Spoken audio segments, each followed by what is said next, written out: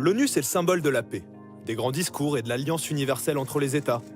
Pourtant, on voit toujours autant de conflits aux quatre coins du globe, et les grandes puissances, incapables de se mettre d'accord entre elles, se donnent toujours le droit de faire leurs petites affaires dans leur coin.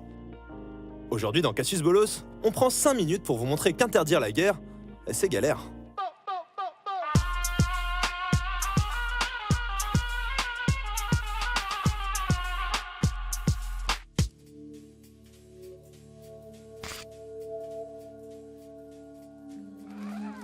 Avec 193 États membres, l'ONU est la principale organisation internationale de coopération entre les États. L'Organisation des Nations Unies succède à la Société des Nations, qui n'avait pas su empêcher la Seconde Guerre mondiale. Elle est fondée en 1945 sur un constat simple, les États ont plus d'intérêt à coopérer qu'à s'épuiser dans des conflits. Avant la Première Guerre mondiale, on pensait un peu différemment. L'international était considéré comme un lieu de confrontation entre puissances, et la guerre comme un mode de fonctionnement nécessaire. Après la Seconde Guerre mondiale, nos trois grands vainqueurs cherchent à reconstruire un système international à même d'empêcher une nouvelle guerre dévastatrice. Sous l'impulsion des États-Unis, apparaît alors la nécessité de bâtir la paix sur des valeurs communes comme la liberté et la démocratie. Mais surtout, apparaît la volonté de régler les différends par le droit plutôt que par la guerre. Et les Nations unisèrent le monde pour toujours. Avec la signature de la Charte de San Francisco le 26 juin 1945, l'Organisation des Nations Unies est fondée par 51 États, qui sont aujourd'hui 193. Le but de l'organisation, c'est d'interdire l'emploi de la force armée entre États, sauf dans les cas de légitime défense. De privilégier le règlement pacifique des différends. C'est pour ça qu'à l'ONU, tous les États sont égaux et discutent sur un pied d'égalité. En contrepartie, et là on touche à un principe fondamental, ils se doivent assistance mutuelle lorsque l'un d'entre eux est attaqué. Et ça, c'est le principe de sécurité collective. Tous ces principes, c'est bien beau, mais dans les faits, comment ça marche? Les deux principaux organismes de l'ONU sont l'Assemblée générale et le Conseil de sécurité. L'Assemblée générale, c'est le principal lieu de discussion. Elle regroupe les 193 nations membres de l'organisation, et c'est le seul organe véritablement démocratique et équitable, puisqu'à l'Assemblée, chaque État dispose d'une voix. Le problème, c'est que les recommandations de l'Assemblée générale, les États, ils sont pas obligés de les suivre.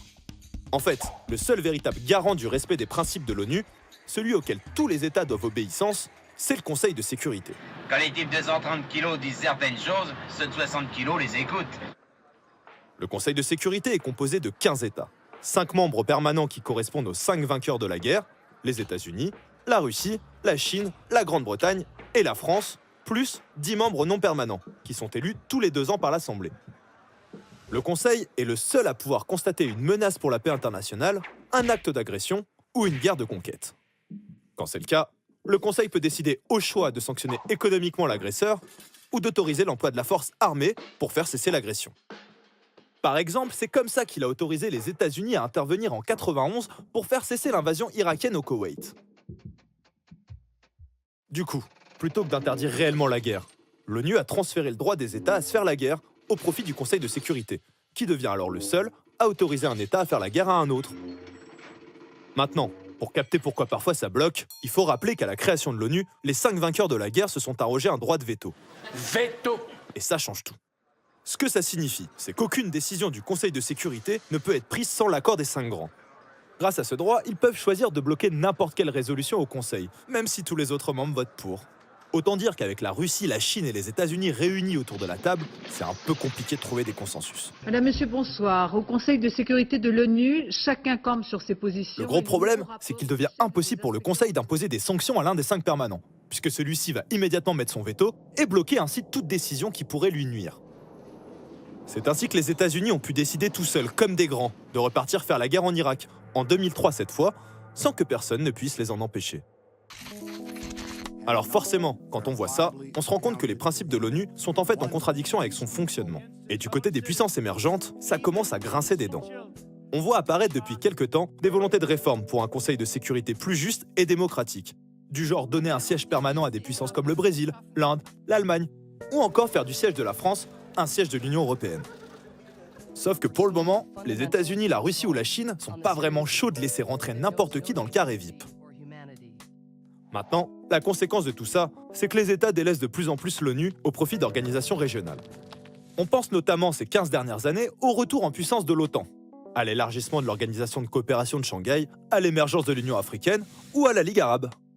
On repasse alors d'une conception universelle de la sécurité collective à des logiques d'alliances militaires qui ne sont que partielles et impliquent forcément la distinction entre amis et ennemis. T'es pas mon ami, donc t'es mon ennemi, t'es l'ami de mon ami, donc t'es mon ami, t'es l'ami de mon ennemi, donc t'es mon ennemi, t'es l'ennemi de mon ami, donc t'es mon ennemi. Bref, l'eau nulle, un peu.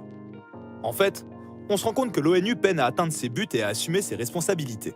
L'organisation a pour principe d'interdire le recours à la force armée, mais paradoxalement, elle est incapable d'appliquer ce principe à ses 5 grands, qui deviennent donc de facto les seuls autorisés à agresser d'autres États en toute impunité.